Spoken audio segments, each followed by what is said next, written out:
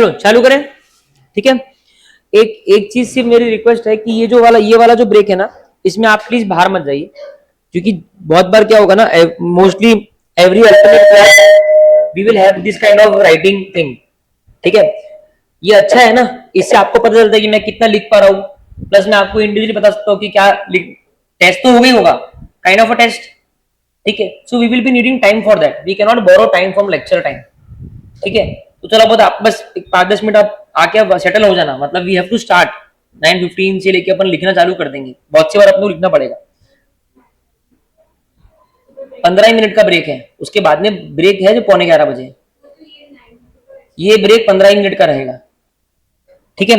जिसका भी सवेरे खाना वगैरह कुछ नहीं हो तो प्लीज कैरी अ फ्रूट, ठीक है। 15 मिनट्स में you can have a fruit. चलो अभी मैं क्वालिटीज पे था, डन, ठीक है, ओके। सो पीएफआई हमने कर लिया था, अब हम करेंगे क्वालिटीज। अब मेरे कल के 2 क्वेश्चन मैंने लर्न करने बोले थे, एक पीएफआई बोला था और एक ये बोला था, ठीक है।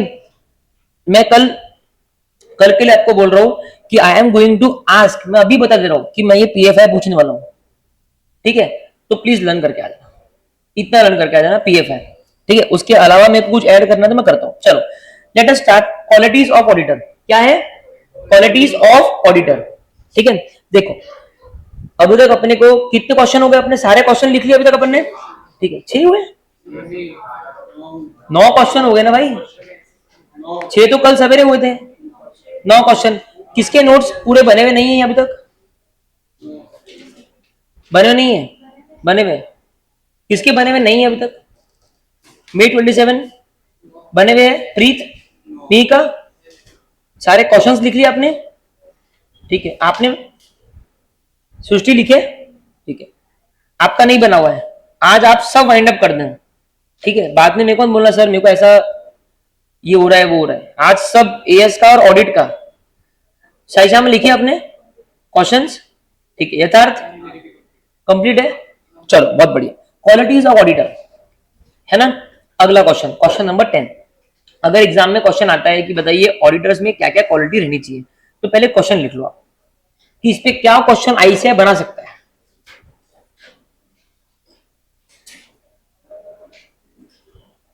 क्वेश्चन लिखो,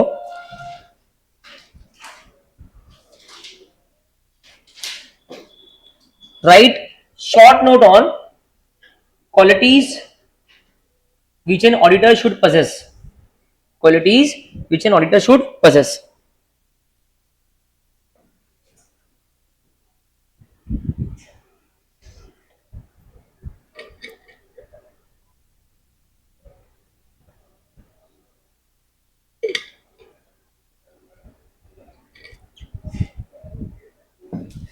ठीक है। An auditor is concern with reporting on the financial matters of the business, बराबर है ना। ऑडिटर को पर्सनल मैटर पे रिपोर्ट करना है क्या, कि कंपनी के सीईओ का किसके साथ में अफेयर चालू है, क्या है अपना, क्या लेना देना उससे, अपना कैसे लेना देना है, फाइनेंशियल मैटर से। तो auditor is concern with the reporting on financial matters, ठीक है, बिजनेस वाले। Financial matters inherently are to be set with errors and frauds. अब बोले जहां जहां फाइनेंशियल मैटर आता है वहां पे इनहेरेंटली उसमें एरर और फ्रॉड हो सकते हैं, करेक्ट है। तो पहली चीज उसने क्या बताया क्वालिटीज में कि भाई ये फाइनेंशियल मैटर से डील करता है। अभी तक क्वालिटी बताया क्या, नहीं, अभी सिर्फ बताया कि ये करता क्या, क्या करता है, फाइनेंशियल मैटर से डील करता है। और फाइनेंशियल मैटर में क्या हो सकता है, एरर और फ्रॉड। अब सुनो, टैक्ट, टैक्टफुल होता है ना, चालाक, कॉशन सावधानी, फर्मनेस मतलब उसने अपना एक बना लिया ओपिनियन, तो वो ओपिनियन पे फर्म है ना। नहीं तो मैनेजर बोल रहा है अच्छा, हाँ अच्छा, खराब, चलो खराब चलेगा कैसा, उसका एक ओपिनियन होना चाहिए और वो अपने ओपिनियन पे फर्म होना चाहिए, क्लियर है। गुड टेम्पर मतलब वो शॉर्ट टेम्पर्ड होना चाहिए क्या, उसका गुड टेम्पर होना चाहिए। मतलब कभी कभी क्या है, मैनेजमेंट गलत तरीके से बिहेव करता है ना, कुछ करता है, लेकिन आपका काम है कि आप अपना टेम्पर सही रखो क्योंकि आप एक प्रोफेशनल हो। इंटीग्रिटी, ऑब्वियसली उसमें इंटीग्रिटी होनी चाहिए, इंटीग्रिटी मतलब सच्चाई, ठीक है। फिर उसके बाद में डिस्क्रिशन, डिस्कशन मतलब दूसरे लोगों को मत इन्वॉल्व करो, खुद का चॉइस है, ठीक है, उसमें से खुद अपना एक पर्टिकुलर चॉइस निकालो। इंडस्ट्री, इंडस्ट्री ऐसी पॉइंट है। जजमेंट, ठीक है, उसको जजमेंट बनाते आना चाहिए किसी भी चीज को लेके, है ना। ऐसा नहीं कि उसका कोई जजमेंट ही बन नहीं रहा, बात बार होता ना, क्या खाऊं, पिज्जा खाऊं, बर्गर खाऊं, पिज्जा खाऊं, आधा घंटा उसमें, तो you are not able to make judgment, ठीक है। तो उसको जजमेंट बनाते आना चाहिए कि ये चीज जो मैनेजमेंट ने करी है, 5% का provision for doubtful debts is okay, है ना। ये जजमेंट उसको बनाते आना चाहिए, उसको समझ ही नहीं रहा कुछ। पेशेंस, ओह बहुत इंपॉर्टेंट, क्या, पेशेंस। उसके बाद में क्लियर हेडेडनेस, उसका दिमाग एकदम क्लियर होना चाहिए, वो कंफ्यूजिंग नहीं होना चाहिए, मतलब उसकी कंसेप्ट एकदम क्लियर है। उसको वो जा रहा है इन्वेंट्री चेक करने और उसको पता ही नहीं कि ये इन्वेंट्री कॉस्ट या एनआरवी विचेवर इज लोअर पे होता है, फीफो वेटेड एवरेज ये मेथड होते हैं, ये सब उसको पता नहीं, वो बहुत कंफ्यूज्ड है। वो इन्वेंट्री पे जाके बोल रहा तुमने एसएलएम लगाए थे क्या, उसका क्लियर हेडेडनेस होना चाहिए, ठीक है। And reliability, auditor should be reliable, मतलब यूजर उस पर रिलाय कर सके। ये सब क्वालिटीज ऑडिटर को चाहिए। पहला क्या बोला, ऑडिटर कैसे डील करता है, फाइनेंशियल मैटर ऑफ बिजनेस, ठीक है। और फाइनेंशियल मैटर्स में एरर और फ्रॉड हो सकते हैं, इसके लिए उसके पास में क्या क्या क्वालिटी होनी चाहिए, टैक्ट, जो याद आ रहा है वो बोलते, ठीक है। टैक्ट होना चाहिए, इंटीग्रिटी होना चाहिए, caution, clear headedness, firmness, judgment बनाते आना चाहिए, पेशेंस होना चाहिए, गुड टेम्पर होना चाहिए, समझ रहे हो, जितनी आ रहा है उतनी लिख देना, ठीक है। लेकिन ये टैक्ट और कॉशन जरूर लिखना, क्योंकि चालू हाई से होते हैं। इसके अलावा कोई और शब्द मत लिख देना, यही सब शब्द लिख देना, नहीं तो पॉजिटिव लिख रहे, मोटिवेटेड लिख रहे, ठीक है। लिखने को तो क्वालिटी कितनी 500 क्वालिटी होगी, ठीक है। तो क्या क्या बोलेंगे, tact, caution, firmness, good temper, integrity, judgment, patience, clear headedness, ठीक है, यस, डिस्क्रिशन, ठीक है, ओके। ये तो तुम कार्ड भी देंगे तो कुछ नहीं। And reliability are some of the qualities which an auditor should have. He must have the highest degree of integrity. अब इंटीग्रिटी एक ऐसी चीज है जिसके ऊपर चैप्टर 11 ने बहुत कुछ बोला हुआ है। इंटीग्रिटी को आईसीएआई बहुत प्रमोट करता है। इंटीग्रिटी का मतलब क्या है, आपकी सच्चाई, आपकी ऑनेस्टी, ठीक है। You are not corrupted, you are not corrupt, तो बोलता है कि उसको हाईएस्ट डिग्री ऑफ इंटीग्रिटी होना चाहिए, backed by adequate independence. Backed by adequate independence मतलब अगर मैं ऑडिटर हूं और मैं ऐसी कंपनी का ऑडिटर कर रहा हूं जिसके सीईओ मेरे पापा है, क्या मैं इंडिपेंडेंट रहूंगा, है ना। पापा बोलेंगे वैसा करूंगा, पापा बोलेंगे क्लीन रिपोर्ट दे, क्लीन रिपोर्ट दूंगा, पापा बोलेंगे बैलेंस शीट में 10,000 इन्वेंट्री है, फिजिकल में एक भी नहीं है, पापा बोलेंगे साइन कर, करना पड़ेगा, क्या मैं इंडिपेंडेंट हूं। तो आपकी integrity should be backed by independence, ठीक है। अगर आपके काम में इंडिपेंडेंस ही नहीं है तो आप इंटीग्रिटी से काम कर सकते क्या, फिर जिस पे आप डिपेंडेंट है वो जो बोला वो आपको करना पड़ेगा, ठीक है। आप अगर लॉ पढ़ोगे तो लॉ में लिखा हुआ है ये चीज कि कौन कौन ऑडिटर नहीं बन सकता, ठीक है। उसमें ये पॉइंट भी एक है, उसमें एक और पॉइंट ये भी है कि अगर ऑडिटर ने मान लो कंपनी से ही लोन लिया है तो वो कंपनी पे डिपेंडेंट है ना, कंपनी से कर्जा लिया, कुछ भी गलत करेगा तो कंपनी क्या बोलेगी, लोन वापस दे, है ना। तो क्या वो इंडिपेंडेंट है क्या, नहीं। तो क्या बोलते हैं इंटीग्रिटी, उसको पहले तो क्या बोला, उसको हाईएस्ट लेवल ऑफ इंटीग्रिटी होनी चाहिए, और वो इंटीग्रिटी कैसे बैक होनी चाहिए, इंडिपेंडेंस। चलो क्वालिटीज, पहला क्या है, he deals with financial matter of business, और फाइनेंशियल मैटर में क्या क्या रहेगा, एरर और फ्रॉड हो सकते हैं। इसको डील करने के लिए क्या चाहिए उसको, tact, caution, firmness, clear headedness, patience, integrity, discretion, good temper, ठीक है, 6-7 लिख देने का। These are the qualities which an auditor should have. फिर आई से क्या प्यार करती है, इंटीग्रिटी से। He should have highest level of integrity, जो कि कैसे बैक्ड रहेगी, इंडिपेंडेंस।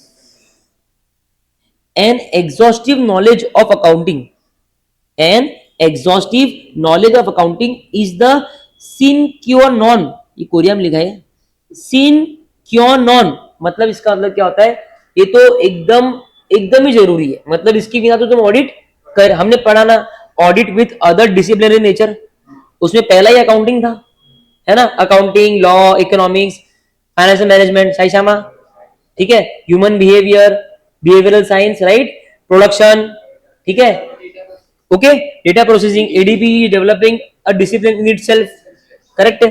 तो वो बोलता है कि एक exhaustive knowledge of accounting is the सीने क्वा none of the practice of auditing, आप लिख देना is very important part of auditing, ठीक है।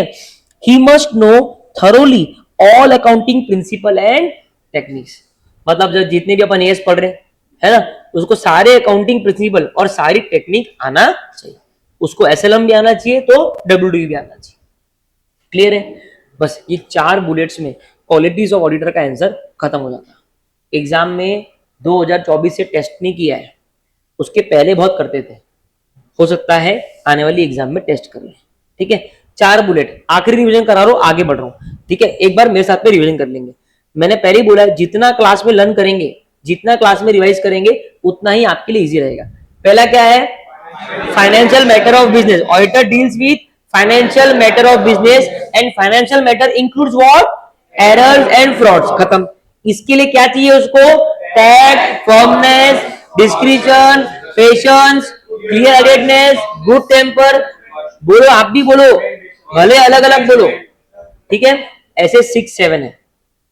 This qualities N auditor should have, अब इसमें स्पेशल वाली क्वालिटी पढ़ेंगे, integrity, auditor should have highest level of integrity backed by what, independence, backed by independence, ठीक है।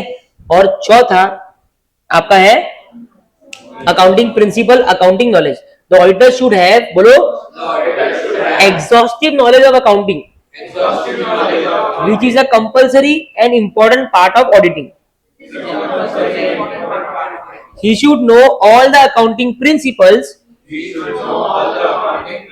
and techniques, खत्म, ठीक है, ओके।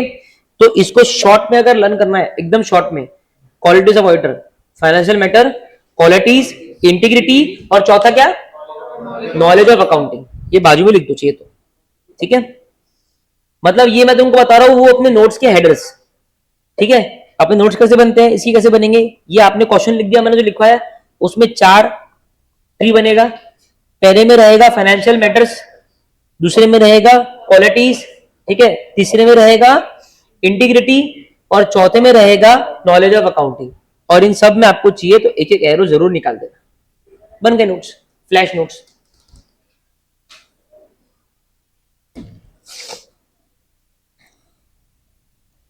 बाजू में लिख दो चाहिए तो, हेड पॉइंट्स, फाइनेंशियल मैटर्स, फिर क्वालिटीज, फिर इंटीग्रिटी, फिर अकाउंटिंग,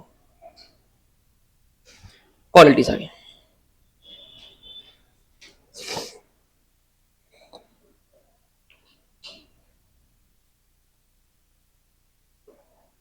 चलो अब देखो, अब हम इस चैप्टर के अंतिम पार्ट में आ रहे हैं,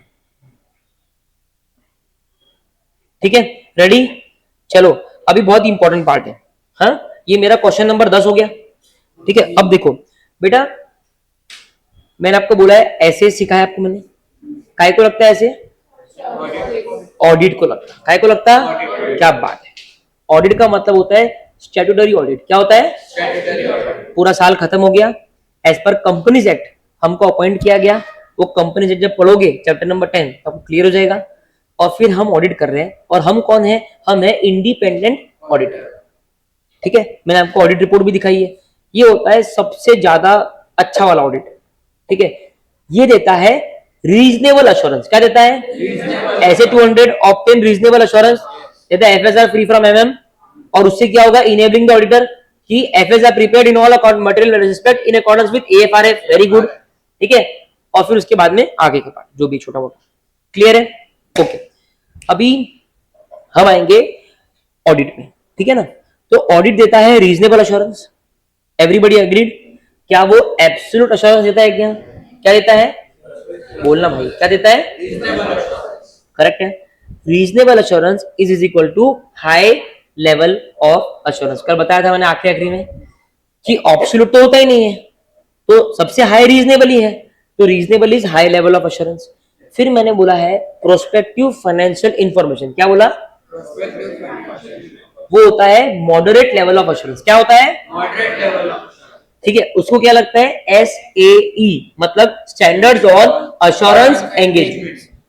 तो जितने भी तूने अश्योरेंस एंगेजमेंट्स करे, अभी PFI तो उसका एग्जांपल है सिर्फ, ऐसे अनगिनत अश्योरेंस एंगेजमेंट होंगे जिसमें तेरे को अश्योरेंस देना है, किसी चीज को लेके अश्योरेंस देना है। हम PFI में क्या दे रहे हैं? मैनेजमेंट के अजम्पशंस को लेके अश्योरेंस दे रहे हैं कि assumptions are finding to be reasonable. Correct ना? ठीक है, अब हाई हो गया, मॉडरेट हो गया, तो कोई ना कोई लो भी होगा, राइट? मैं बताऊंगा कौन है। अब वापस आ जाओ, एक अपन ने पढ़ा ऐसे, एक अपन ने पढ़ा SAE, ये दो पढ़ा दिए, टोटल 4 है। कितने हैं? आपको इंटर में क्या है? ऐसे SAE, और रिमेनिंग दो कहां पे है? फाइनल। लेकिन उनका ये जो ब्रीफ डिस्क्रिप्शन अपन पढ़ रहे हैं ये इंटर में लागू है और क्वेश्चन भी आते हैं। ठीक है, चल देखो नोट्स की तरफ। ऐसे काय को लगता है? ये audit of historical financial information, HFI। Historical financial information क्यों? क्योंकि सर साल खत्म होने के बाद में ही आपको FS मिलता है, तो वो साल खत्म हो गया, मतलब वो इंफॉर्मेशन अब हिस्ट्री हो चुकी है, वो इंफॉर्मेशन अब हिस्ट्री हो चुकी है। ठीक है, उसके बाद में आता है स्टैंडर्ड्स ऑन रिव्यू एंगेजमेंट। क्या आता है? SRE। ठीक है, ये बताता हूं मैं, ये मैंने बता दिया आपको। ऐसे ही अश्योरेंस एंगेजमेंट्स अदर देन सी। बच्चों ध्यान से एक बात समझना, एकदम ध्यान से मैं बोलूं, इज ऑडिट एन अश्योरेंस? सोच समझ के, इज ऑडिट एन अश्योरेंस? क्या बोल रहा? एक बार ताला बजाओ उसके लिए। रीजनेबल अश्योरेंस नाम ही है sir, audit is assurance, audit is assurance. Assurance engagements other than audit will be SAE। समझ में आ गया बात?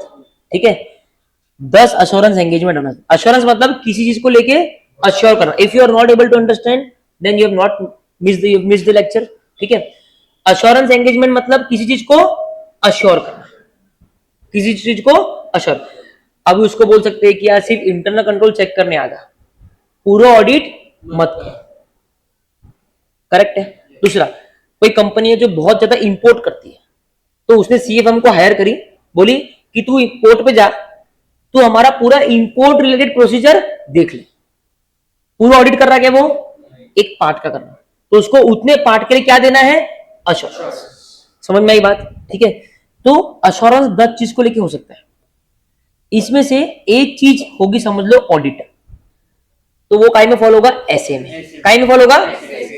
बचे हुए सारे अश्योरेंस कहां पे आ जाएंगे? SAE में। समझ में आया ना?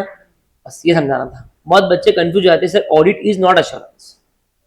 ठीक है, वो कंफ्यूज कैसे करते हैं? PFI से कि वो अश्योरेंस नहीं, ऑडिट भी अश्योरेंस है, लेकिन ऑडिट को अलग से स्टैंडर्ड लगता है, क्योंकि वो रीजनेबल अश्योरेंस देता है, वो एक हाई लेवल ऑफ अश्योरेंस देता है, इसके लिए उसके लिए स्टैंडर्ड्स अलग से बनाए।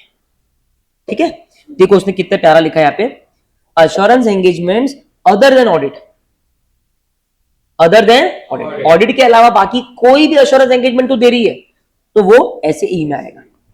And review of historical financial information, मतलब वही audit and review of historical financial information, इसके अलावा सब कुछ अगर है तो वो अश्योरेंस एंगेजमेंट। और अपन ने कल ही पढ़ा कि SAE can be of historical financial information and may be other than historical financial information also, है ना? तू हिस्ट्री की इंफॉर्मेशन लेकर भी अश्योरेंस दे सकता, और तू PFI के जैसा फ्यूचर की कोई इंफॉर्मेशन को लेके भी अश्योरेंस दे सकता। ये खासियत है अश्योरेंस एंगेजमेंट। क्लियर है? सबको क्लियर है? बढ़िया, ये दो मैंने सिखा दिए थे आपको ऑलरेडी, राइट? ये अपने रिवीजन हो गए। किसी को डाउट है तो पूछो। ठीक है, अब सुनो, स्टैंडर्ड्स ऑन रिव्यू एंगेजमेंट। क्या बोल रहे हैं? स्टैंडर्ड्स ऑन रिव्यू एंगेजमेंट, है ना। अब ये क्या होता है, ध्यान से समझना। ये भी क्या है? Review of historical financial information है। क्या है? Review of historical. और ये क्या है? ऑडिट ऑफ दोनों में डिफरेंस क्या है? एक रिव्यू है और एक, देखो ये ऑडिट है और ये, इतना डिफरेंस है। लेकिन दोनों काय के करते हैं? ये भी काय करता है? बराबर है। ये तो अपने को पूरा पता है, ये मैं समझाता हूं। अभी एक एग्जांपल लेके समझा रहा हूं। आपकी जिंदगी में कभी भूलोगे नहीं आप कि रिव्यू एंगेजमेंट क्या होता है और ऑडिट क्या होता है। रेडी हो? पक्का? ठीक है। अब देखो,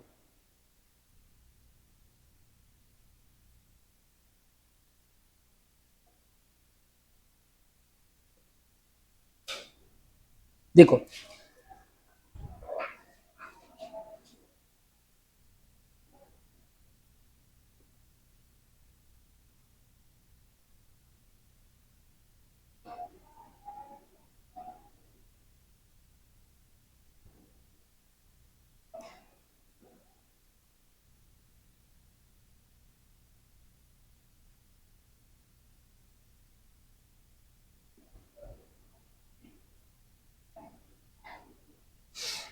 ठीक है।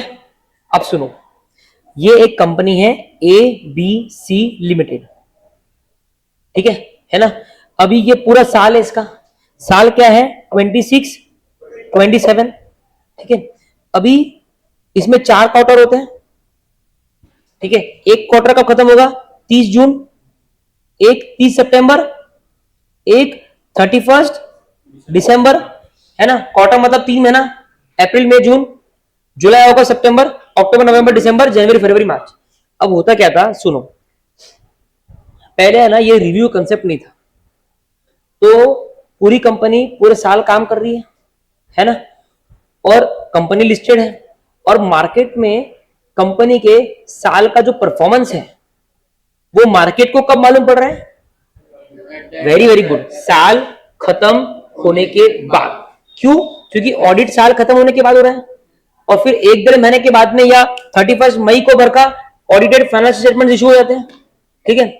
अब हो क्या रहा था कि शेयर होल्डर्स को या यूजर्स को या शेयर मार्केट वालों को ये समझ ही नहीं रहा था कि पूरे साल कंपनी में हुआ क्या।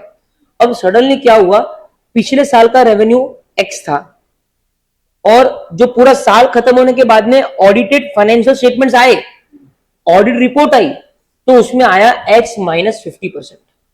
मतलब रेवेन्यू 50% से गिर गया। शेयर मार्केट में प्राइस 1500 रुपए थी, 1500 से डायरेक्ट 500 आ गए। एक झटके में लोगों की पूरी दुनिया पलट गई। ठीक है। सरकार बोलती है कि यार ये नहीं होना चाहिए था। देखो, उतार चढ़ाव चलेंगे, एक झटके में ये हो रहा है, ये एक्सेप्टेबल नहीं है ना। थोड़ा थोड़ा करके 5% गिरा, फिर 5 गिरा, तो कम से कम तुमको एग्जिट के मौके मिलते है ना।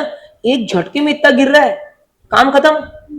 सरकार ने एक नया कंसेप्ट लाया। सरकार बोलती है ऑडिट तो करो, वो तो जरूरी है, लेकिन सरकार बोलती है कि ये जो ऑडिटेड फाइनेंशियल स्टेटमेंट्स आप इशू कर रहे हो ना, ये साल खत्म होने के बाद आ रहा है, तो वो बहुत ज्यादा गैप हो जा रहा है।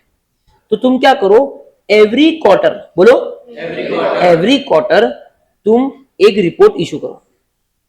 एवरी क्वार्टर मार्केट में एक इशू रिपोर्ट इशू करो। वो रिपोर्ट कब इशू होगी? जून क्वार्टर खत्म हो रहा ना, तो जुलाई में इशू होगी।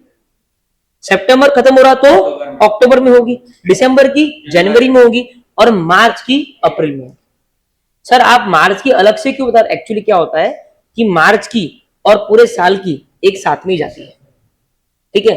अभी तक उन्होंने उसको सेम नहीं किया, लेकिन 1-2 साल के बाद में वो बोलेंगे कि मार्च का अलग से बनाने का नीड नहीं है, पूरे साल का और मार्च का एक ही बात हो जाएगी मतलब। ठीक है। लेकिन आज तक अलग अलग बनता है, सिर्फ साथ में जाता है। ठीक है।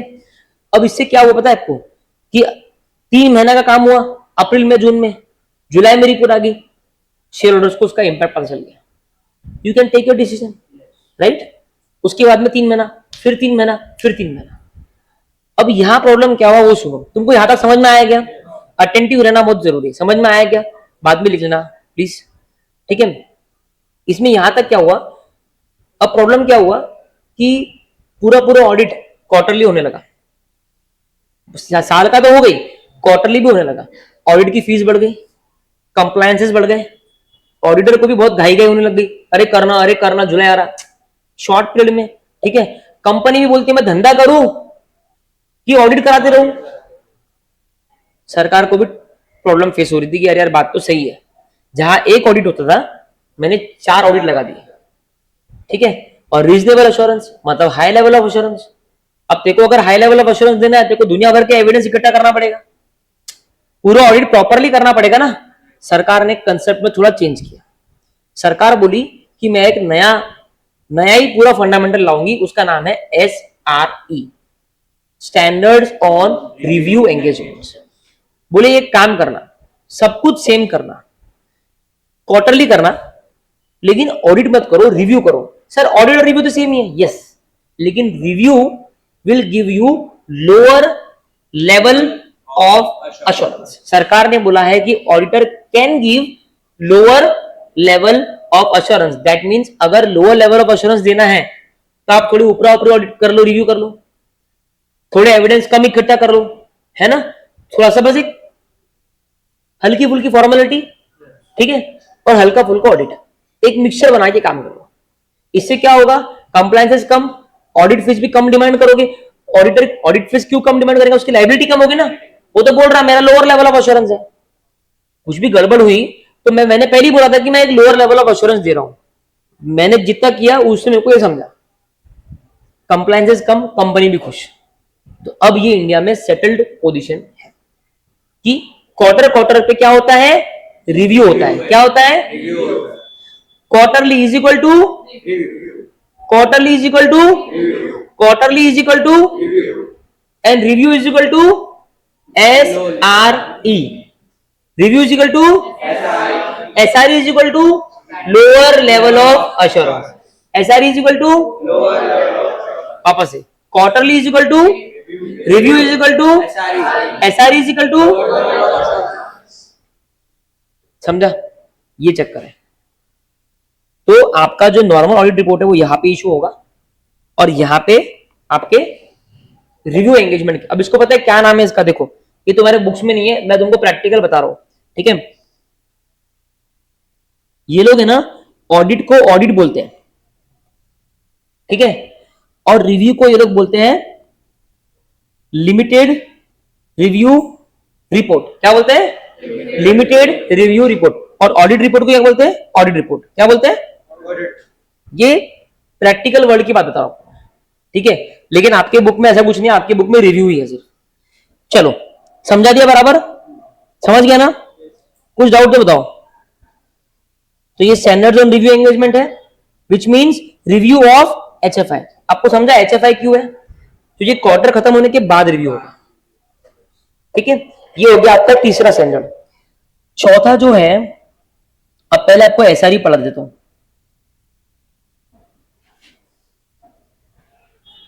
पढ़ ले, है ना, कि इसका कंटेक्स्ट क्या है, एग्जाम में लिखने को आ गया तो क्या लिखेंगे। ठीक है, apply in the context of review of financial statement. तो आप क्या बोलोगे, SRE applies in context of review of financial statement, audit नहीं। ठीक है, अगर आपने गलती से ऑडिट लिख दिया और आप बोलो सर एक ही बात है ना, तो पूरा की पूरा गलत रहेगा, क्योंकि आप रिव्यू के बारे में लिख रहे हो। ठीक है, रिव्यू इज अ, बोलो, लिमिटेड अश्योरेंस एंगेजमेंट। क्या है, and it provides assurance which is lower than that provided by the audit. जो अश्योरेंस ऑडिट प्रोवाइड करता है उससे ये लोअर है। समझ में आया, पक्का। अपनी रफ बुक ओपन करो,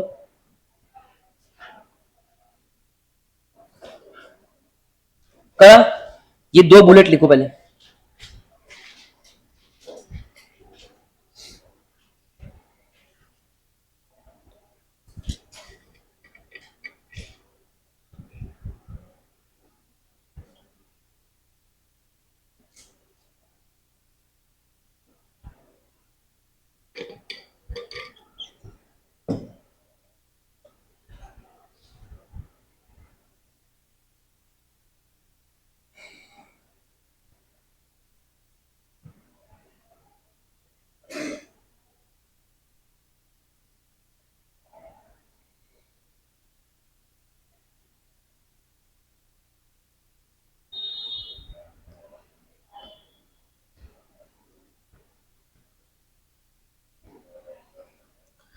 ठीक है, तो ये लगता है रिव्यू के लिए, और रिव्यू एक लिमिटेड अश्योरेंस एंगेजमेंट है। अश्योरेंस एंगेजमेंट जरूर है, लेकिन क्या है, लिमिटेड अश्योरेंस एंगेजमेंट है, और ये अश्योरेंस प्रोवाइड करता है जो ऑडिट से लोअर है। Review involves fewer procedure as compare to audit, बराबर है। अगर ऑडिट में तुम 100 प्रोसीजर लगा रहे हो तो रिव्यू में तुम 20 प्रोसीजर लगाओ, ठीक है। अगर ऑडिट में तुम 100 प्रोसीजर लगा रहे हो तो रिव्यू में कितने लगाओगे, 20। उसके बाद में review also provides assurance to users, it involves obtaining sufficient appropriate evidence. बोले ये मत समझना कि हम फ्यूअर प्रोसीजर लगा रहे हैं दैट मींस हम एविडेंस इकट्ठा नहीं करते, हम एविडेंस इकट्ठा करते हैं और हम यूजर्स को अश्योरेंस भी प्रोवाइड करते हैं। सिर्फ फर्क क्या है कि वो लोअर लेवल ऑफ अश्योरेंस है, समझ में आया। तो एसआरई के ऊपर आया, ये बहुत हाई चांसेस आने के, एसआरई के ऊपर आया तो क्या लगेंगे, SRE is a SRE is applied to review of historical financial information। पहली चीज तो कहां लगता है, रिव्यू पे लगता है। दूसरी चीज क्या है कि ये लोअर अश्योरेंस देता है ऑडिट के मुकाबले, ठीक है। This provide lower assurance as compare to audit and it is a limited assurance engagement, ठीक है। इसमें फ्यूअर प्रोसीजर होते हैं, ठीक है, एज कंपेयर टू ऑडिट। और प्रोसीजर के बाद में क्या आता है, एविडेंस, ठीक है। Review gives assurance to the user, it also collects appropriate audit evidence. ऐसा नहीं है कि मैं अश्योरेंस नहीं देता हूं, ऐसा नहीं है कि मैं एविडेंस इकट्ठा नहीं करता हूं, मैं दोनों करता हूं। सिर्फ फर्क इतना है कि मेरा अश्योरेंस जो है वो लोअर है। लिख लो, रफ बुक में लिखो जल्दी जल्दी, इसलिए लिखवा रहा हूं क्योंकि मेरे को लगता है इसके चांसेस बहुत ज्यादा है।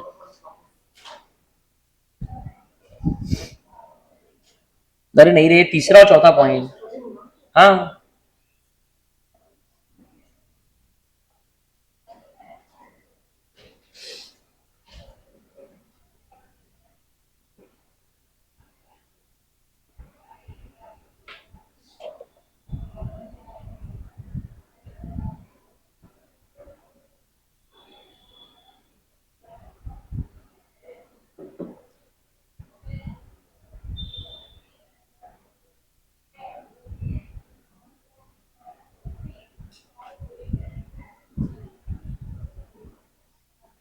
लिखा।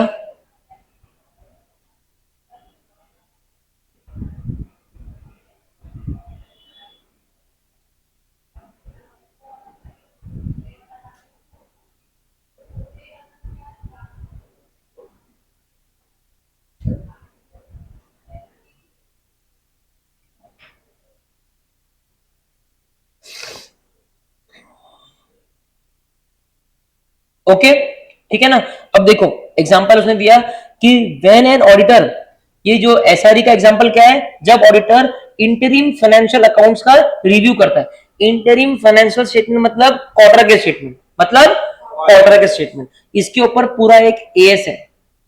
इंटरिम फाइनेंशियल रिपोर्टिंग के ऊपर पूरा एक एएस है जो अपन पढ़ने वाले हैं, ठीक है। तो for example when an auditor performs review of interim financial information of an entity, और इसमें ना जैसा हमने पढ़ा ऐसे 200 है, करेक्ट है, 210 है, अलग अलग ऐसे सब, लेकिन इसमें सिर्फ दो ही एसआरई होते हैं। इनके स्टैंडर्ड्स का नाम क्या है, एसआरई, क्या है, तो एसआरई 2400, एसआरई 2410, बस ये दो ही है, ठीक है। Standards on auditing and standards on review engagements both apply, बोलो बोथ अप्लाई, वापस बोलो, both apply to what, historical financial information. लिख लो रफ बुक में।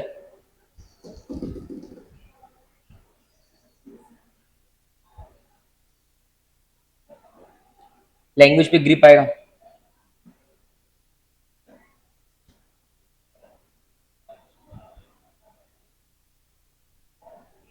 ठीक है।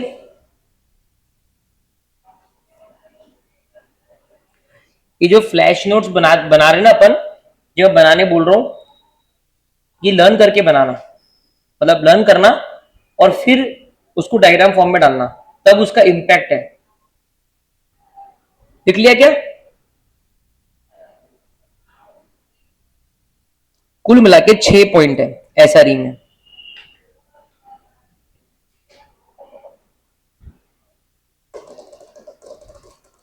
ठीक है। चलो ध्यान देना, जब ये फ्लैश नोट्स बन रहे हैं ना, जो अपन बना रहे हैं, ये लर्न करके बनाना। ऐसा नहीं कि बनाने बोला है तो बस फटाफट लिया और बना लिया। लर्न करना फिर बनाना, तब वो अच्छे से बनेंगे। क्योंकि क्या है, जब आप लर्न करोगे ना, आपको समझ में आएगा कि क्या चीज याद करने से पूरा सेंटेंस आ रहा।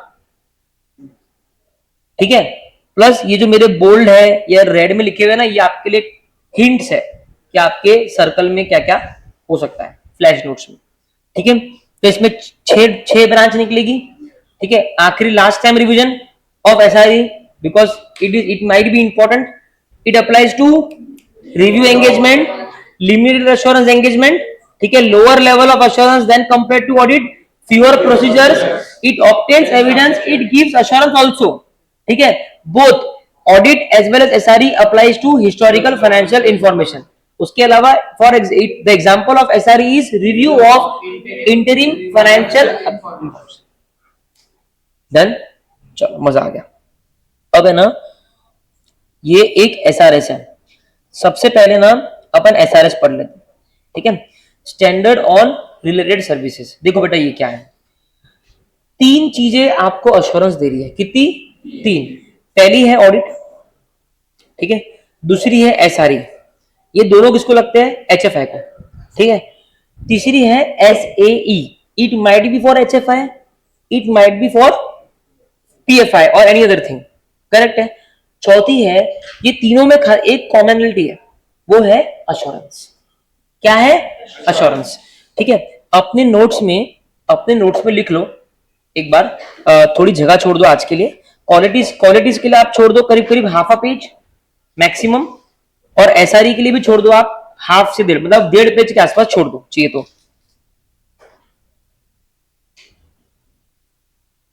ठीक है, अभी सुनो, या तो ना आपको भली आपको ये चार्ट बनाना पड़ेगा, ये वाला बता दो भी। ये चार्ट आपको बनाना पड़ेगा घर पे, आपके नॉलेज के लिए, 4 चीजों के लिए। इसमें ना एक ध्यान रखना, यहां पे ऐसे के ऊपर लिख देना हायर लेवल ऑफ अश्योरेंस। ठीक है, एसआरई में लिख देना lower level of assurance, right. और ऐसे ही में लिख देना मॉडरेट, क्या बोल रहे हो? Moderate level of assurance. इसके ऊपर एमसीक्यू आया है। तो अगर कोई पूछेगा कि लोअर लेवल ऑफ अश्योरेंस कौन देता है, तो क्या बोलोगे? एसआरई। कोई बोलेगा मॉडरेट लेवल कौन देता है, तो क्या बोलोगे? एसएई। कोई बोलता है हायर लेवल कौन देता है, तो क्या बोलोगे? SA. Standards on related services, ये अश्योरेंस नहीं है, ये अश्योरेंस नहीं। ये क्या है बताता आपको मैं। इसका बेयर एक्ट में एक एग्जांपल दिया हुआ है, और उसी एग्जांपल को लेके चीजें आती है। ठीक है, लेकिन इसमें कुछ भी हो सकता है। और स्टैंडर्ड्स ऑन रिलेटेड सर्विसेज, बोलो वापस से। ठीक है, होता क्या है, मान लो सुनील किराना है। ठीक है, सुनील किराना वाला बोलता है कि यार मेरे को है ना फाइनेंशियल स्टेटमेंट्स बनाते नहीं आते, मेरे को फाइनेंशियल स्टेटमेंट्स बनाते नहीं आते। तो वो हायर करता है एक सीए फर्म को। वो बोलता है कि आप मेरे फाइनेंशियल स्टेटमेंट्स कंपाइल करके दो। क्या करके दो? मतलब बना के दो। अभी सुनील किराना की 5 ब्रांच है, ठीक है, लेकिन मिला के है तो एक ही, तो एक एफएस बनेगा। तो वो बोलता है कि मेरे सारे ब्रांच मिला के मेरे को एक एफएस बना के दो। उसने मेरे को बोल दिया, मैं सीए फर्म हूं। और सर अंकल टेंशन क्यों ले रहे, मैं ऑडिट करता ना। बोले मेरे को ऑडिट नहीं कराना है। बोले क्यों? ऑडिट के लिए सीए फर्म अलग से है। तो मैंने उसको बोला ठीक है फिर उससे बनवा लो। तो उनका मेरे को जवाब आया, आप सीए हो या अनाड़ी हो? वैसे क्यों? बोले जो बंदा ऑडिट कर रहा है वो बना सकता है क्या? बोला हाँ, नहीं बना सकता। तो बोले मैं आपको इसलिए अप्रोच कर रहा हूं कि आप एफएस बना के दो, ऑडिट कोई और करेगा। और मायूस मत हो, आपको मैं उसकी फीस दूंगा, और मेरे को आपसे कोई एश्योरेंस नहीं चाहिए। तो अब मैं क्या बोलता हूँ, अंकल आप अनाड़ी हो गया? बोले क्यों, ऐसे क्यों बोल रहे? बोले मैं आपको सिर्फ बना के दे रहा हूं, मैं ऑडिट नहीं कर रहा हूं, तो मैं एश्योरेंस आपको दे भी नहीं सकता। बोले हाँ हाँ बराबर है, करेक्ट है। उसको बोलते हैं कंपाइलेशन एंगेजमेंट। क्या बोलते हैं? कंपाइलेशन। कंपाइलेशन एंगेजमेंट मतलब एफएस बना के देना, एफएस कंपाइल करके देना, एफएस को रेडी करके देना, मतलब आप मैनेजमेंट के पक्ष में हो। किसके पक्ष में हो? समझ आई बात? एक डायग्राम के थ्रू आखिरी बार समझाता हूं। ये एक सीए फॉर्म है एबीसी, ये एक सीए फॉर्म है एक्स वाई जेड, और ये है एसके। एसके सुनील किराना, ठीक है। इसके जो फाइनेंशियल स्टेटमेंट्स है वो, अरे यार, ठीक है, इसके जो फाइनेंशियल स्टेटमेंट्स है वो बना रहा कौन? ए बी सी, ठीक है। और उसको ऑडिट कौन कर रहा? X Y Z. इसको लगेगा ऐसे, बराबर है, इसको लगेगा एस आर एस। समझ में आया? ये कोई एश्योरेंस नहीं दे रहा और ये हायर लेवल ऑफ एश्योरेंस दे रहा। समझ में आया? देखो कितना प्यारा इंग्लिश है। एग्रीड अपॉन प्रोसीजर्स, ऐसे प्रोसीजर परफॉर्म करना जो ऑलरेडी अग्रीड हो चुके हैं, ठीक है, क्लाइंट के और मेरे बीच में। क्लाइंट ने बोला एफएस बना के दे, ठीक है, ये करना है, तो ये अग्रीड हो गया कि ये प्रोसीजर परफॉर्म करना है। Agreed upon procedures to information compilation engagements and other related service engagements. सिर्फ कंपाइलेशन नहीं, और भी कोई भी अलग तरीके, कोई भी सर्विस वो अपने से ले सकता है, मना थोड़ी है। अपने को जो बोलेगा अपन कर सकते हैं ना, क्या दिक्कत है? मान लो तेरे को बुलाया सुनील किराना ने, वो बोलता है मेरी 5 ब्रांच है, लेकिन ना मेरे पास कोई सिस्टम नहीं है कि बारकोड स्कैनिंग क्या होती है। मुझे ऐसा फील होता है कि मेरे एम्प्लॉय चोरी कर रहे हैं, क्योंकि मेरा सेल्स कांस्टेंट है, लेकिन इन्वेंट्री लगे जा रही है, लगे जा रही है, नाम बढ़े जा रहा है, बढ़े जा रहा है, लेकिन सेल्स कांस्टेंट है। मुझे लगता है कुछ ना कुछ इश्यू है। तो आप मेरे लिए एक काम करो, इंटरनल कंट्रोल लगाना किसकी रिस्पॉन्सिबिलिटी है? मैनेजमेंट की रिस्पॉन्सिबिलिटी। किसकी है? तो मैनेजमेंट को जम नहीं रहा, तो मैनेजमेंट ने सीएफएम को हायर किया कि आप मेरे को इंटरनल कंट्रोल लगा के दो, मेरे पूरे फाइनेंशियल प्रोसीजर्स पे इंटरनल कंट्रोल लगा के दो कि मेरे कंपनी में कोई फ्रॉड और एरर ना हो। क्या मैं उसको एश्योरेंस दे रहा? क्या नहीं, मैं उसको एक सर्विस दे रहा हूं, तो मेरे को एसआरएस लगेगा। समझ में आई बात? क्लियर है? और आपको पता है ये एसआरएस जो है ये ऑडिट से भी ज्यादा बोल सकते हो, ये ऑडिट के लेवल तक होता है इंडिया में। Deloitte, KPMG, they have separate divisions for SRS. इतना काम है। जितने भी स्टार्टअप्स है they don't have employees, they hire a CA firm, they give them data, they tell बनाओ एफएस। चेक भी सीए फर्म करेगी, दूसरी बनाएगी भी सीए फर्म, झंझट खत्म। आउटसोर्सिंग, आउटसोर्सिंग नहीं तो सुनील किराना क्या करता? 4-5 अकाउंटेंट बैठा था, उनको बोलता बनाओ एफएस, उनसे माथाबड़ी कौन करता अकाउंटेंट से? तो बोलता मैं सीएफएम को हायर कर दूंगा। अकाउंटेंट मिला के 50,000 ले रहा है, सीएफएम लाख लेगा, लेकिन कम से कम मेरे को टेंशन तो नहीं है, अगला सीए उससे बात करेगा, दोनों सीए है, आपस में सुलटा लेंगे क्या है। समझ में आई बात? स्टैंडर्ड ऑन रिलेटेड सर्विसेज, ठीक है। ये डायग्राम बनेगा, डायग्राम बनने के बाद में ये आप चारों लिख देना, ठीक है। फाइनल में इसके ऊपर सेपरेट चैप्टर है, इसके ऊपर सेपरेट चैप्टर है, इसके ऊपर सेपरेट चैप्टर, ठीक है। अब देखो एसआरएस, ठीक है, जैसे हमने एसआरई के 6 पॉइंट पढ़े, अब हम एसआरएस के पॉइंट पढ़ेंगे। पहला, engagement to perform agreed upon procedures regarding financial information. किसको? फाइनेंशियल इंफॉर्मेशन को लेके एग्रीड अपॉन प्रोसीजर परफॉर्म करना, ऐसे एंगेजमेंट्स को बोलते हैं standards on related services. An engagement in which practitioner may be called to assist management, ऐसा engagement जहां पे प्रैक्टिशनर, अरे ऑडिटर वर्ड क्यों यूज किया? प्रैक्टिशनर, ऑडिटर तो ऑडिट करता है, मैंने बोला था practitioner is a broader term, मैंने पढ़ा था ना एक जगह पे, प्रैक्टिशनर इज अ, ठीक है, practitioner will be used in assurance also, this word will be used in SRS also. Very good. Engagement एक ऐसा, एसआरएस क्या है? एक ऐसा एंगेजमेंट जिसमें प्रैक्टिशनर को बुलाया गया है, क्यों? कि मेरे को असिस्ट कर, मैनेजमेंट को असिस्ट कर with preparation and presentation of historical financial information without obtaining assurance. सिर्फ बनाना है, समझ में आई बात? ठीक है, ये दोनों सेंटेंस को पढ़ो अच्छे से, पढ़ो और लर्न करो। साई श्यामा फटाफट।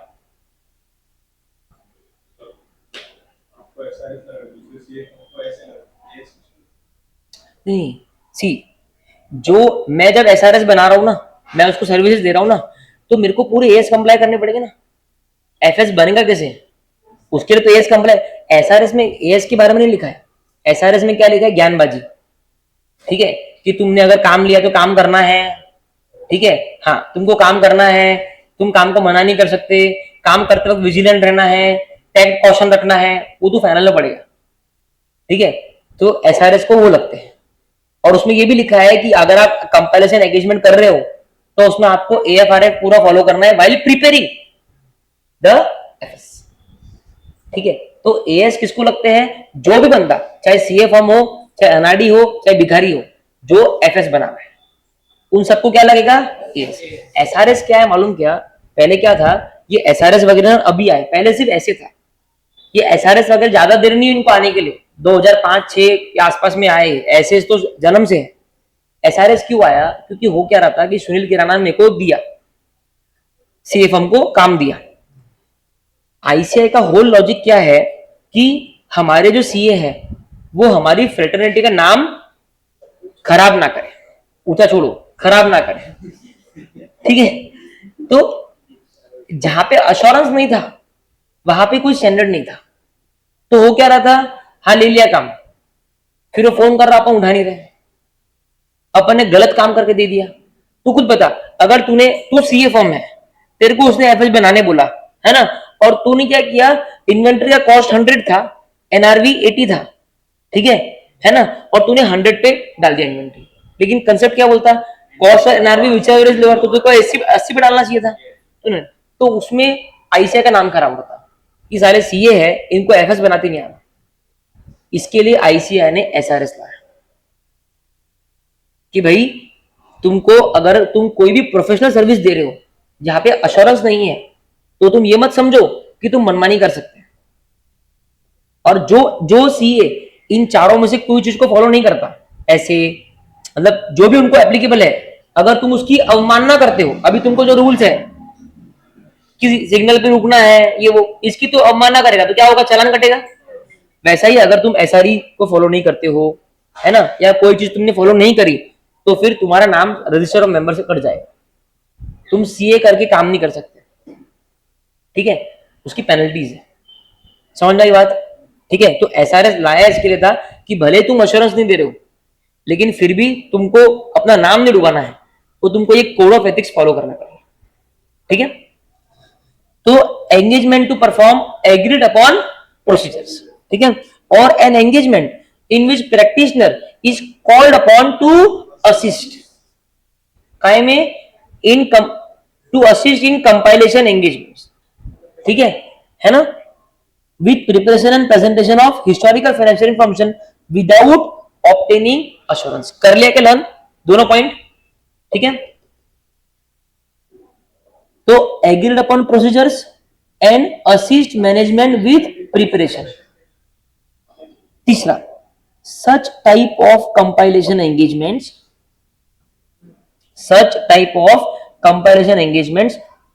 fall in the category of related services। ऐसे एंगेजमेंट्स जहां पे प्रैक्टिशनर को बुलाया गया है for preparation for compilation of financial statements, ऐसे एंगेजमेंट्स को बोलते हैं related services. And practitioner issues a report clearly stating that it is not an assurance engagement। और आखिर में जब वो रिपोर्ट बनाता है ना, सुनील क्या होगा, रिपोर्ट बना के देना पड़ेगा उसको कि आपने बोला था ये करना है, ये करना है, ये करना है, मैंने ये कर दिया, ये कर दिया, ये कर दिया, ये कर दिया, और नीचे लास्ट में लिख देगा कि this is not an assurance report. क्योंकि क्या है, सुनील किराना क्या फ्रॉड कर सकता है? मेरे रिपोर्ट को देख के बैंक वालों को बता रहा है, ये देखो इतनी बड़ी फॉर्म ने हमारा एफएस बनाए हैं, बैंक वाले मिसगाइड हो जाएंगे कि एफएस का ऑडिट हो चुका है। इसके लिए उसको अपनी रिपोर्ट में, एसआरएस की रिपोर्ट में लिखना होता है नीचे कि ये एक अश्योरेंस रिपोर्ट नहीं है। समझ में आई बात? पक्का? Such type of compilation engagement fall in the category of related services, and practitioner issues a report clearly stating, practitioner report जब issue करता है उसमें clearly बोलता है कि this is not an assurance engagement। ठीक है, चलो SRS पहला क्या है? To follow agreed upon procedures. उसके बाद में the practitioner may be called upon for the preparation of financial statements but not assurance. फिर तीसरी आती है रिपोर्ट।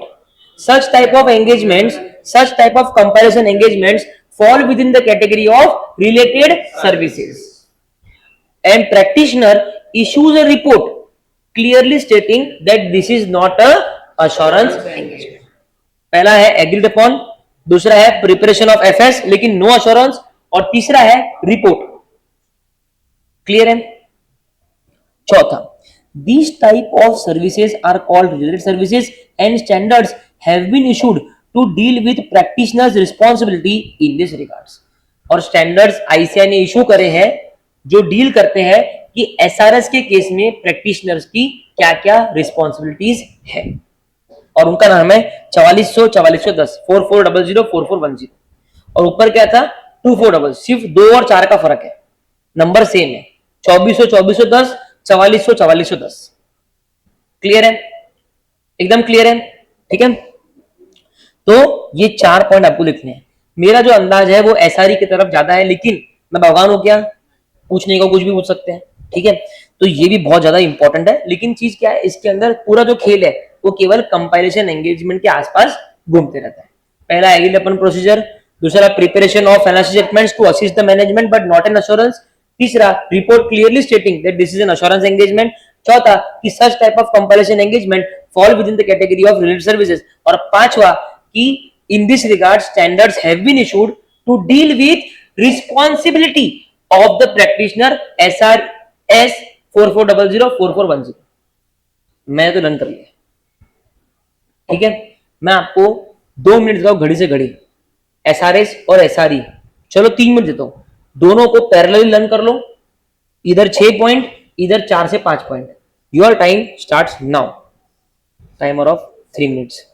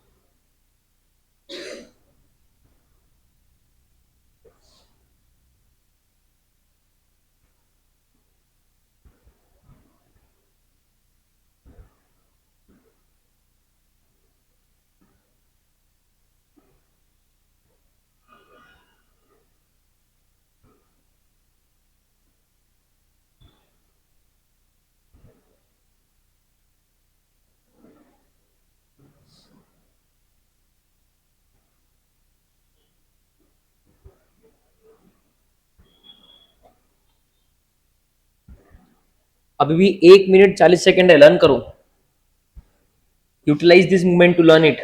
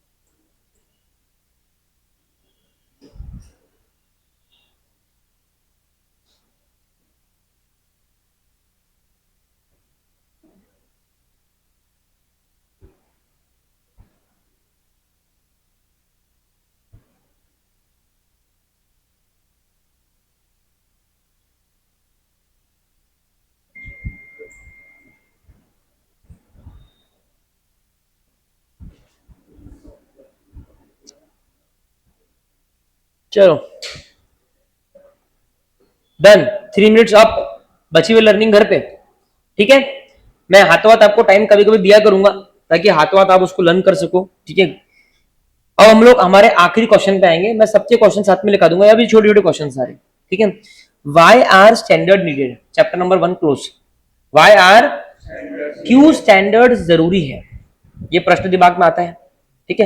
क्या होता है, मान लो स्टैंडर्ड नहीं होती और हम जितने भी लोग यहाँ बैठे हैं सब लोग इंडिविजुअल ऑडिटर्स हैं, ठीक है। तो आपके ऑडिट करने का स्टाइल अलग होता, आपका अलग होता, आपका अलग होता, मेरा अलग होता, यस। उससे क्या हो रहा था, सब लोग अलग अलग ऑडिट कर रहे हैं, सब लोग अलग अलग प्रोसीजर लगा रहे हैं, सब लोग रिपोर्ट भी अलग अलग दे रहे हैं। अगर आपको बोलना है कि कंपनी के अंदर फ्रॉड है, मतलब the FS are materially misstated, अभी आईसीआई ने तुमको पता है वर्डिंग क्या यूज करना है, that the FS are materially misstated या FS are not free from material misstatement. लेकिन पहले क्या हो रहा था, मैडम ने कहते दिस एफएस इज बुलशिट, मैं कहता this FS are completely wrong, सब लोग अलग अलग वर्डिंग यूज कर रहे थे। चलते का क्या, गलत बात है नहीं। आईसीआई ने क्या बोला, हम एक बेंचमार्क लाएंगे जिसका नाम है स्टैंडर्ड्स।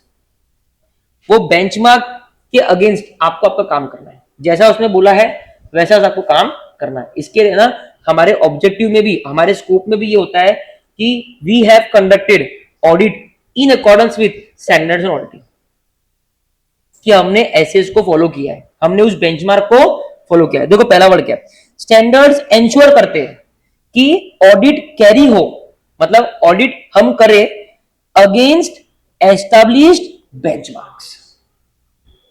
अभी इन्वेंट्री का जब हम एक ऐसे पढ़ने वाले हैं हमारे करिकुलम में, special considerations regarding certain items, उसमें इन्वेंट्री है कि इन्वेंट्री का ऑडिट करते वक्त स्पेसिफिकली क्या ध्यान में रखना है। आईसीआई ने उसकी अलग से उसमें लिखा है कि देखो फिजिकल वेरिफिकेशन करना ही है, तो बेंचमार्क सेट हो गया। अब तू अवॉइड कर सकता है क्या उसको, समझा।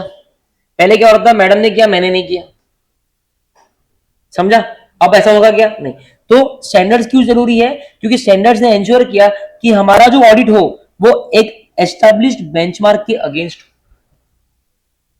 स्टैंडर्ड्स इंप्रूव करते हैं quality of financial reporting, thereby helping users to make diligent decisions. देखो फाइनेंशियल रिपोर्टिंग की क्वालिटी पता है कैसे इंप्रूव होती है, कि जब आपको पता है कि आपकी टेस्ट चेक होने वाली है, मान लो मैंने आपको बोला 5 मिनट में आंसर लिख लो, और मैं आके वो देख भी नहीं रहा, आपका मोटिवेशन रहेगा कि लिखने के लिए, आपको पता है सर देख नहीं रहे, आप भलता भलता लिख दोगे, है ना। अभी मैं देख रहा था, आप कॉशियस रहोगे कि मैं थोड़ा अगली बार में और बेटर लिखूंगा, यस। वैसा ही फाइनेंशियल रिपोर्टिंग मैनेजमेंट कर रहा है, करेक्ट है। मतलब फाइनेंशियल स्टेटमेंट कौन बना रहा है, मैनेजमेंट। फाइनेंशियल स्टेटमेंट बनाने को क्या बोलते हैं, फाइनेंशियल रिपोर्टिंग। लेकिन मैनेजमेंट को पता है कि ये स्टेटमेंट्स क्या होने वाले हैं, ऑडिट होने वाले हैं, और वो ऑडिट किसके अगेंस्ट होने वाले हैं, एसएस। तो वो भी थोड़ा सा डिलीजेंट रहेगा, वो भी थोड़ा अच्छे से एफआर बनाएगा। अल्टीमेटली फायदा किसको हुआ, यूजर को, कि वो अपना डिलीजेंट डिसीजन बना सकता एक हाई क्वालिटी फाइनेंशियल रिपोर्टिंग से। और वो क्यों हो रहा है, बिकॉज ऑफ एसए। तो पहला क्या है, एस्टैब्लिश्ड बेंचमार्क, बोलो। पहला आपका जो सर्कल का लाइन रहेगा, मैं पूरी कोशिश करूंगा कि आप जो घर पे फ्लैश नोट्स बनाने वाले हो लर्न करने के बाद, उसके लिए मैं आपको क्लास के अंदर ही हेड पॉइंट्स दे दूं ताकि आप कंफ्यूज ना हो। तो एस्टैब्लिश्ड बेंचमार्क, दूसरा improve quality of financial reporting, है ना, और helping users diligent decisions, clear है। उसके बाद में स्टैंडर्ड प्रमोट करते हैं uniformity as audit of financial statement is carried out following this standards. तो इसमें इंपॉर्टेंट क्या है, promote uniformity carried out following this standards. Promote uniformity कैसे करते हैं सर, सारे सीए एक ही अगर चीज फॉलो करेंगे तो यूनिफॉर्म तरीके से ऑडिट होगा ना।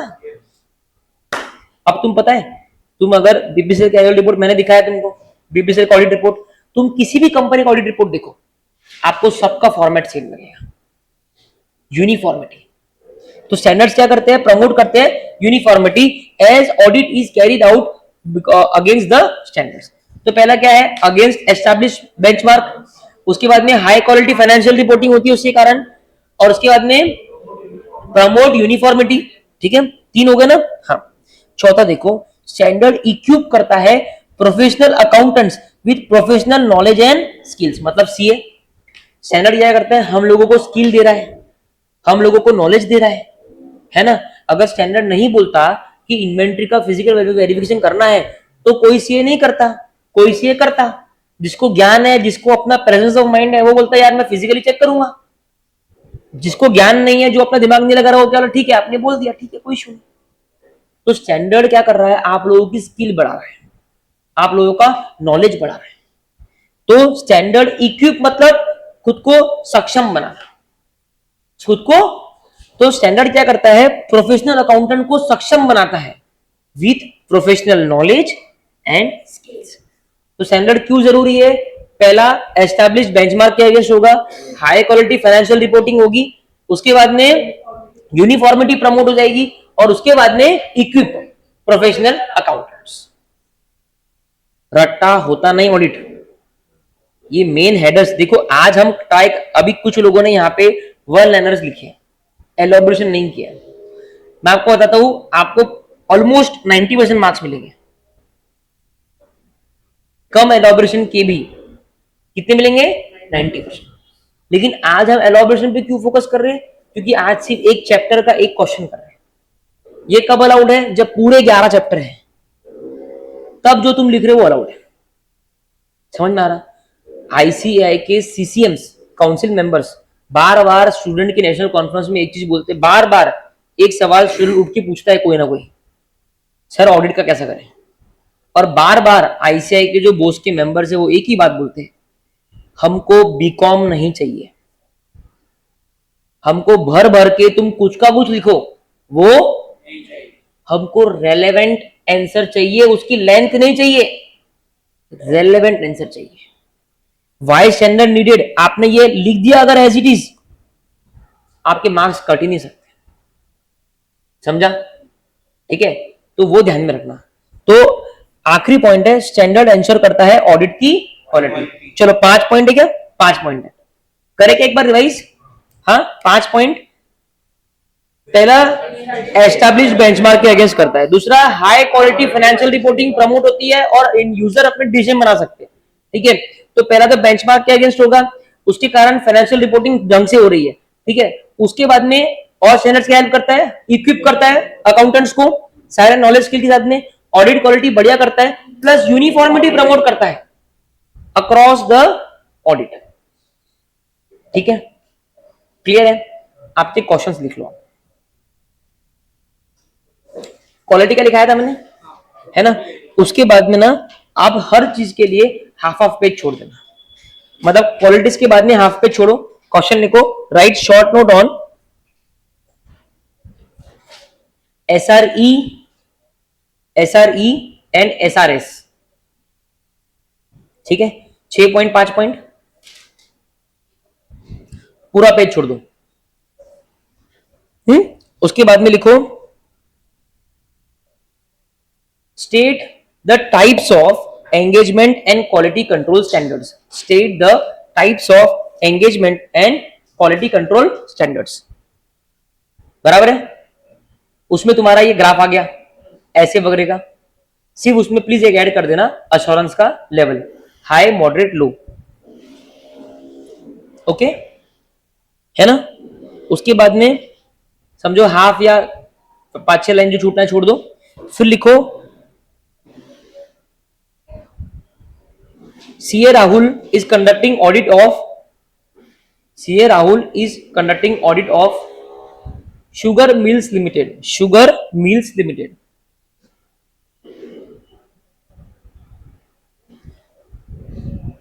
During the initial stage of auditing, during the initial stage of auditing,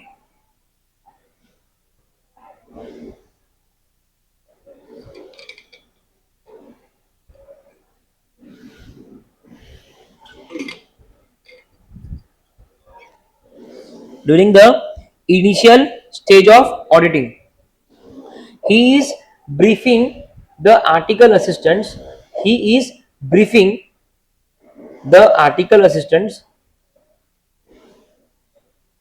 During the initial stage of audit, he is briefing the article assistants regarding various standards on auditing. Regarding various standards on auditing.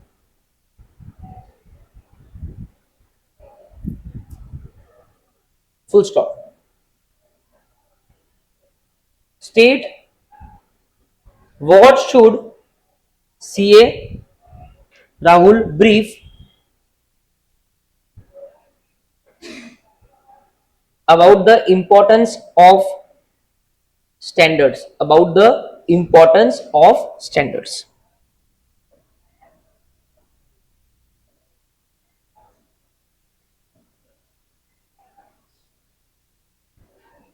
ठीक है ना? इसके बाद में आप एक मेरे ख्याल से हार्डली यार 5 लाइन छोड़ दो और एक आखिरी क्वेश्चन लिखो. distinguish between reasonable assurance engagement and limited assurance engagement. Reasonable assurance engagement and limited assurance engagement. ये आपका होमवर्क है.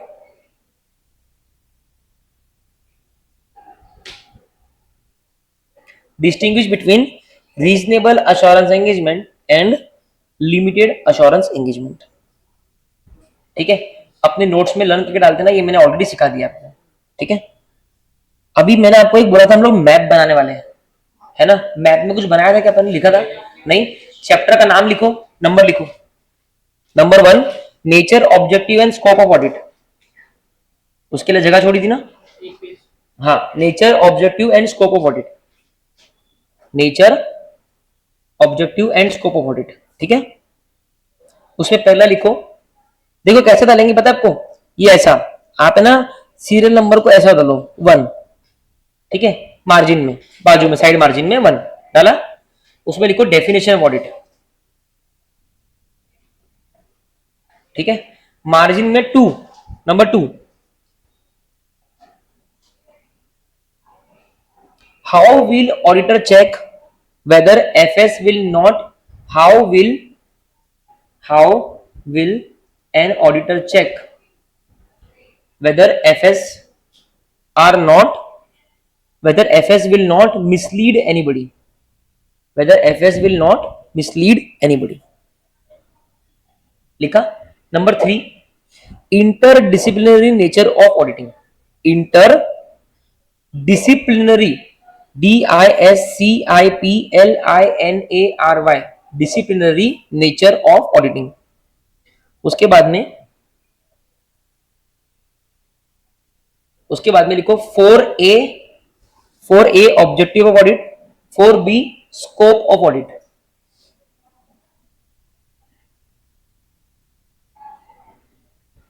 हो गया. उसके बाद में लिखो 5 इनहेरेंट लिमिटेशंस ऑफ ऑडिटिंग.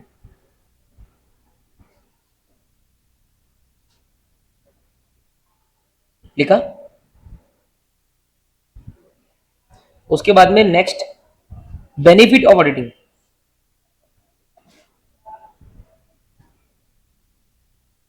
लिखा. कौन सा नंबर आ गया वो? हाँ, अभी 7th आएगा ना. हाँ, अब लिखो 7th में लिखो अश्योरेंस एंगेजमेंट. 7th में अश्योरेंस एंगेजमेंट. ठीक है, अब देखो क्या करो.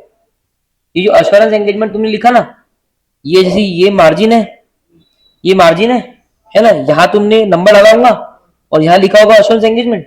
अब है ना यहां नंबर डालो. ठीक है, उसमें डालो ए, छोटा ए, है ना, छोटा ए ऐसा. उसमें डालो एलिमेंट्स ऑफ अश्योरेंस एंगेजमेंट, है ना. एलिमेंट्स ए में एलिमेंट्स ऑफ अश्योरेंस एंगेजमेंट. फिर बी डालो difference between reasonable assurance engagement and limited assurance engagement. Difference between reasonable assurance engagement and limited assurance engagement. लिख दिया. Very good. उसके बाद में सी आ जाओ. सी, उसी में C prospective financial information. Prospective financial information. अभी आ जाओ 8 नंबर, मार्जिन में 8 नंबर, हाँ उसमें डाल दो क्वालिटीज ऑफ ऑडिटर।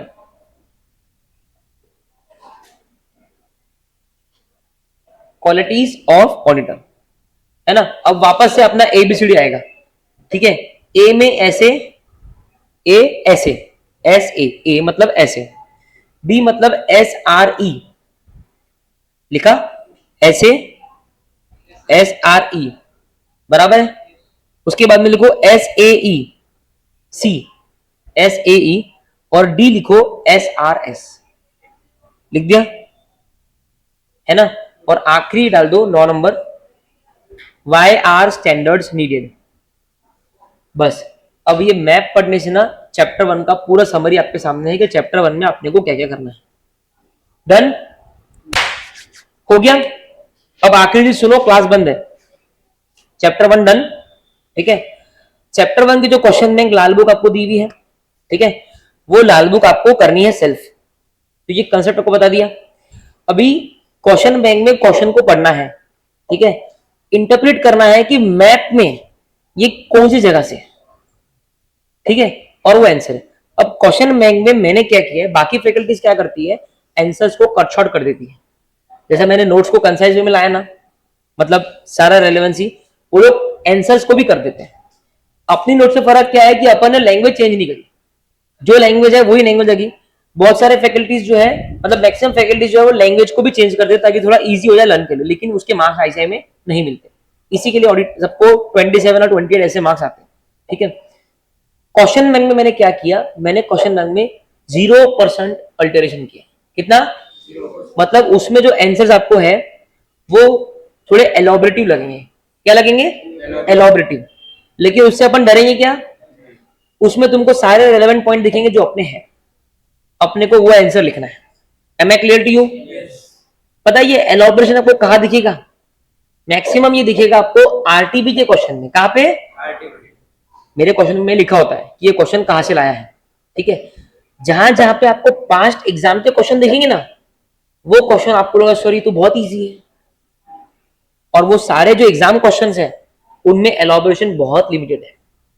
एलॉबरेशन की गड़बड़ पता है कहाँ है, आरटीपी में, क्योंकि आरटीपी में आईसीएस स्टूडेंट को थोड़ा ज्यादा देती है, ठीक है, ताकि वो पढ़े और समझे, थोड़ा यूजर अप्रोच है। लेकिन वही आप जब एग्जाम क्वेश्चन देखेंगे ना, वो सारे एकदम क्लियर है, क्लियर है। अब मैंने ना एक वीडियो बनाया है जो 1 घंटे का वीडियो है, क्वेश्चन बैंक एक्सप्लेन करते हुए। क्वेश्चन बैंक के हर एक क्वेश्चन को उसमें इंटरप्रेट किया है और हर एक क्वेश्चन को क्विक व्यू में एक्सप्लेन किया है, आंसर को एक्सप्लेन किया है, हल्का फुल्का लर्निंग करी है, ठीक है, जो मैं क्लास में करने वाला था, है ना। तो मैं चाहता हूं कि वो स्पून फीडिंग आपको ना हो, पूरे नोट्स बना दिए, पूरे मैप बना दिए, अब आप क्वेश्चन बैंक खुद से करो। जहां आप अटक रहे तो फिर मेरा वीडियो देखो उस क्वेश्चन के लिए, या मेरे को पर्सनली पूछ लो। Am I clear to you? Very very clear to you, ठीक है। आप नहीं पूछोगे तो नुकसान किसका है, मैं मना करूंगा तो मेरे को बोलना, ठीक है ना, लेकिन पूछना आपको पड़ेगा। Yes, all the concept and learning of this chapter is done. Beautiful chapter 3 exam में, 2 एग्जाम में आता है, एक एग्जाम छूट जाती है, ठीक है। इसके बाद में कल से we will start chapter number 2, बेहतरीन chapter, compulsory question in exam, एक तो कंपलसरी है और एक एमसीक्यू उसमें से आ जाता है, ठीक है, थोड़ा हाई वेटेज है। You can take the break. कल मैं एक बार मेरे को फटाफट 2 मिनट में अपने नोट्स दिखा दो सब लोग आके। बिल्कुल आ सकते हैं, क्या नहीं लिखा हुआ है, वो दोनों नंबर जो है एसआरई 2400 और 2410 दोनों में तो लिख लेना, लिख लेना नोट्स में। एग्जाम में लिखने हैं। हाँ हाँ लिखने हैं, नंबर लिखने हैं, 2400, 2410, 4400, 4410।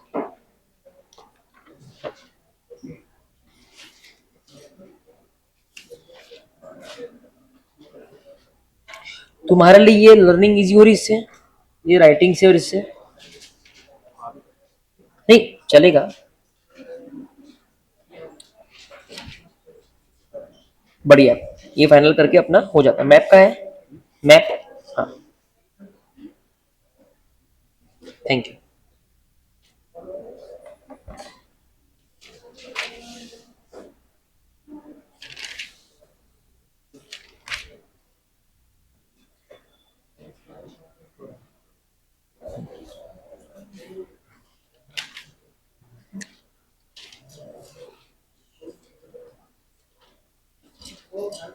देखो समझता कि क्या लिखा हुआ है? यहाँ से बाद लास्ट नहीं नहीं, ये समझ रहा क्या लिखा हुआ है? ये रिस्पॉन्सिबल ठीक है, तेरे को समझ में आ रहा है ना?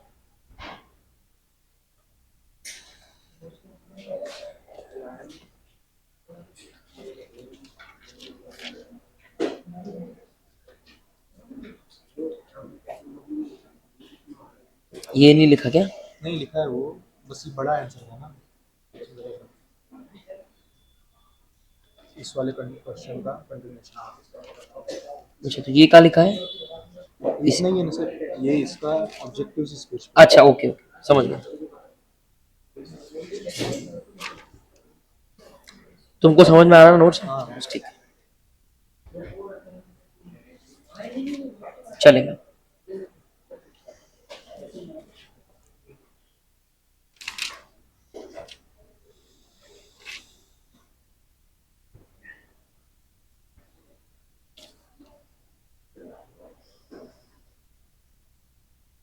बढ़िया, ये सही किया कि थोड़ा और एलाबोरेशन किया ना इसमें, वो अच्छा किया।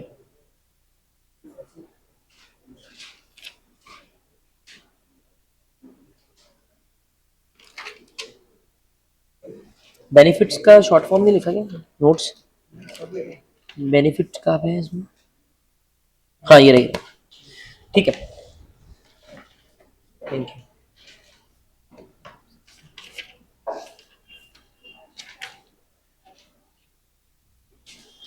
बेनिफिट्स की नोट, अरे वो तो आंसर है, नोट्स का है। ठीक है, ये है। ला भाई, ला मैडम, हाँ, अरे हाँ, बैठो बैठो बैठो, सब लोग बैठो, बुक्स निकालो जल्दी जल्दी।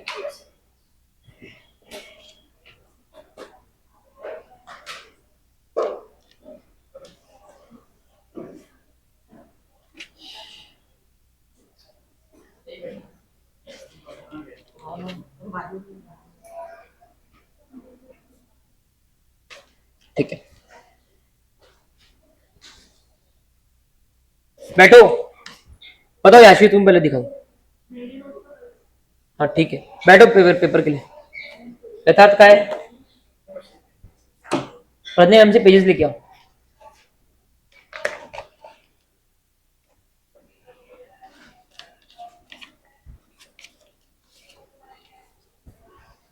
ये रख बराबर का, इधर टेबल्स,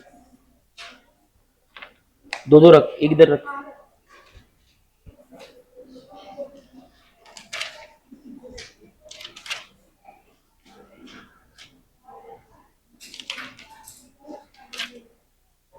ठीक,